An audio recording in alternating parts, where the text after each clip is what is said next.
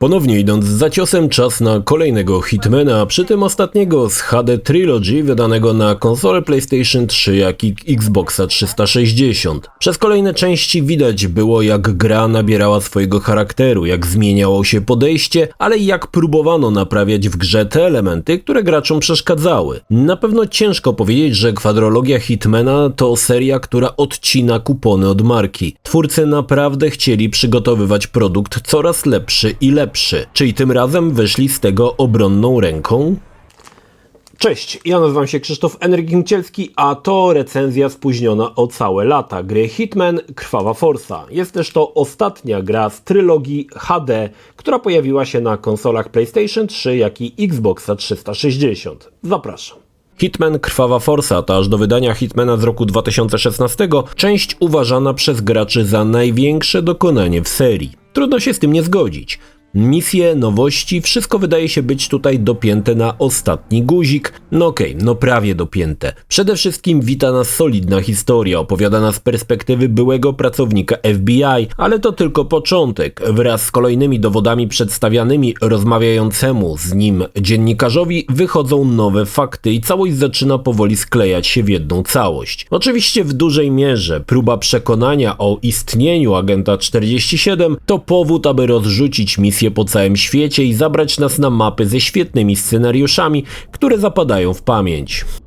Już pierwsza misja, która pełni rolę tutorialu, pokazuje nam, jak zwiększyły się możliwości łysego agenta, ale to dopiero początek. Twórcy zaprojektowali tak mapy, abyś mógł z tych umiejętności skorzystać, ale też nie narzucają ci sposobu gry. Tym razem tytuł wybacza więcej błędów i bardziej łaskawym okiem patrzy, jeśli chcesz po prostu zacząć strzelać do wszystkiego, co się rusza. Jednak warto pamiętać, że to wciąż skradanka, ale próbowano chyba trochę wyjść naprzeciw graczom mniej cierpliwym.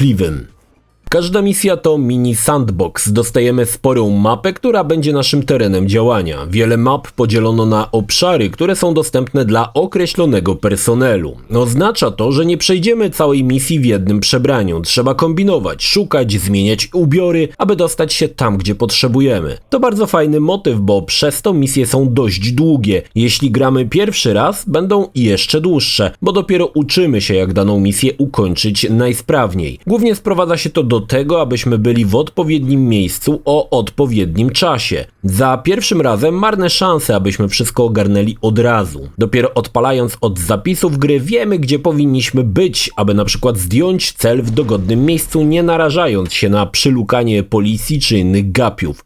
Same mapki to już coś pięknego, każda to osobna opowieść i prezentuje się naprawdę kozacko. Pierwsza misja może tego nie pokazuje, ale spokojnie, zaraz się rozkręci. Winnica w Chile, opera w Paryżu, luksusowa rezydencja w górach, parostatek płynący po rzekach Mississippi czy święto Mardi Gras w Luizjanie. To część z tego, co nas czeka. Każda misja ma swój unikalny klimat, swoich NPC-ów, przeciwników i pomysły. Na przykład w Mardi Gras pierwszy raz mamy do czynienia z tak ogromnym tłumem ludzi na ulicach. Jasne, dzisiaj to szału nie robi, ale na premierę była moc. Niemal każda misja to też mini historie, które dzieją się gdzieś tam obok i w których możemy wziąć udział albo olać jej i iść swoim trybem. Świetna sprawa. Nawet graficznie wiele z misji wygląda całkiem okazale i na swoje czasy robiło to potężne wrażenie. Samo skradanie jeszcze bardziej ulepszono niż w Hitmanie trójce. Teraz możemy poruszać się całkiem sprawnie w trybie stealth. Nawet idąc wyprostowanym, jeśli tylko zbliżymy się za bardzo do przeciwnika, to ten się odwróci, ale jest okienko, aby podbiec do typa i zasadzić mu igłę z trucizną, zanim to zrobi. Nie jest to ryzykowne, ale możliwe. W Blood Money przebranie w zasadzie gwarantuje nam anonimowość, oczywiście na odpowiednim obszarze. Możemy chodzić obok innych, trącać ich, stać i dopóki nie zrobimy czegoś naprawdę durnego, typu wyjęcie pistoletu w pokoju pełnym ludzi, pozostaniemy anonimowi. Również przeciwnicy nie są aż tak agresywni. Wejście tam, gdzie nie powinniśmy, rzadko kończy się ostrą, natychmiastową strzelaniną. Zazwyczaj pojawia się broń, ale też i rozkaz opuszczenia danego terenu.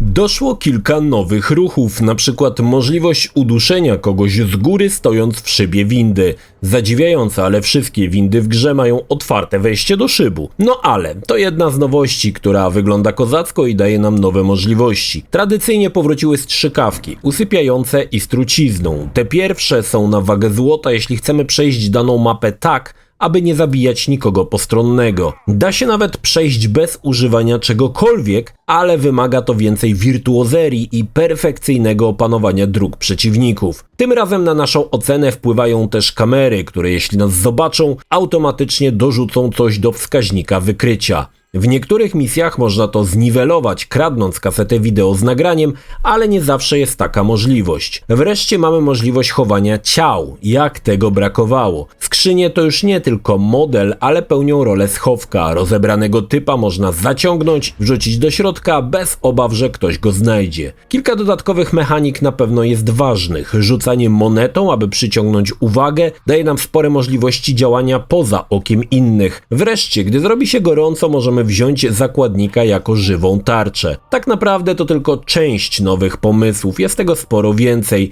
Wszystko jednak sprawia, że gra wydaje się owszem prostsza, ale z drugiej strony mniej sztucznie obostrzona przez deweloperów. Ja uważam, że te zmiany bardzo pozytywnie wpłynęły na rozgrywkę i Krwawa Forsa wybija się tutaj zdecydowanie na tle poprzednich 3 odsłon.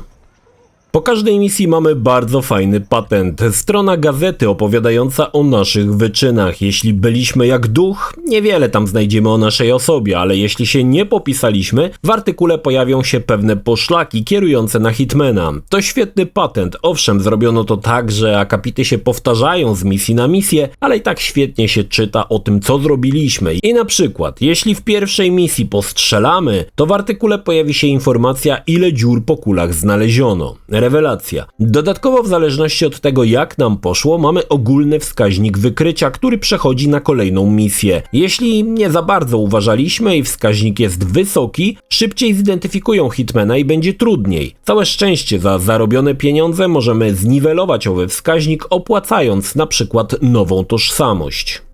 Nowym elementem, który jest również świetnym pomysłem, to możliwość zainscenizowania wypadku. Nie musimy własnoręcznie zabijać typa lub typiary. Może to zrobić coś za nas, jeśli temu czemuś delikatnie pomożemy. Spadający żerandol, źle ustawiona pirotechnika, a może upadek z wysokości. Dodanie tych elementów bardziej pozwala wczuć się w zabójcę. Teraz nie tylko pozostajemy duchem, ale wszystko zwalane jest na złośliwość losu. Ten patent podobał mi się najbardziej i miałem mnóstwo zabawy szukając sposobu na naturalny zgon celu. W grze pojawiły się upgrade'y, możemy ulepszać podstawową broń. Ta w wielu misjach, jeśli nie chcemy od początku zaczynać krwawej jatki, jest mocno niepotrzebna. W dużej części misji często zostajemy przeszukani, a broń zostaje zabrana, albo przed wejściem do budynku stoją bramki z wykrywaczem metali. Ogólnie fajnie, że jest to ulepszenie, ale trochę nie rozumiałem po co. Cała zabawa polega na tym, aby wejść bez niczego i kombinować, a nie zacząć misję od rozwalania wszystkiego dookoła. No ale cel uświęca środki, więc każdy może grać wedle uznania. To, o czym gra może irytować fanów serii, to na pewno to, że jest dość prosta. Zmiany, które wprowadzono, jak dla mnie mają sens, ale dla ortodoksów może to być za wiele. Nie znaczy, że Hitman to buła z masłem. Jeśli gramy pierwszy raz lub po długiej przerwie, sporo czasu zajmie nam każda misja, aby ogarnąć co i jak. Oczywiście, jeśli chcemy pozostać w cieniu. Jednak zdecydowanie gra jest bardziej przystępna i powiedziałbym, że bardziej sensowna niż poprzedniczki. Dlatego sensowna, że wiele z rzeczy działa tak, jak się spodziewasz, że powinny działać. Oprawa również wyszła nieźle. Na pewno widać, że gra pojawiła się też na kolejnej generacji konsol. Detali jest więcej, postacie wyładniały. Animacje do tej pory czasami koślawą również doprowadzono do porządku. Długą drogę przeszedł Hitman w kwestii oprawy i ta część ponownie podnosi na tym polu poprzeczkę. Nie mogę powiedzieć, że dziś kogoś zaskoczy oprawą, ale wciąż prezentuje się godnie i można grać bez obaw. Gdy na premierę grałem w Blood Money, byłem zachwycony. Dzisiaj wiem, że to tylko przystawka do uwielbianego przeze mnie Absolution, choć jestem tutaj w zdecydowanej mniejszości. IO Interactive widać, że miało konkretny plan, jak ulepszać swoją markę. Nie chodziło tylko o prawę, co było oczywiste, ale i o same mechaniki. Gdy spojrzy się na Krwawą Forsę i na grę, od której rozpoczęła się seria, no to te dwa tytuły dzieli przepaść. Blood Money zestarzał się jak dobre wino, nadal smakuje i jest świetny. Warto dodać, że dla tych, których odrzuca już niska rozdzielczość, pojawił się też Hitman Enhanced Collection, który zawiera Blood Money i Absolution w ulepszonej oprawie. Nie wiem, czy warto w nie inwestować, bo w te wersje nie grałem, ale możliwe, że gdy zasiądę do Absolution, to właśnie zakupię sobie wersję Enhanced. Niemniej, Krwawa Forsa to fantastyczny Hitman, świeży, przemyślany, z mapami, na które były naprawdę dobre pomysły. Jeśli miałbym polecić jednego Hitmana ze wszystkich do tej pory, bez wątpienia byłaby to Krwawa Forsa. Grajcie, zabijajcie i niech wam to uchodzi na sucho, bo takim powinien być Hitman. Niewidzialnym duchem, a więc pozostańcie duchami. Polecam.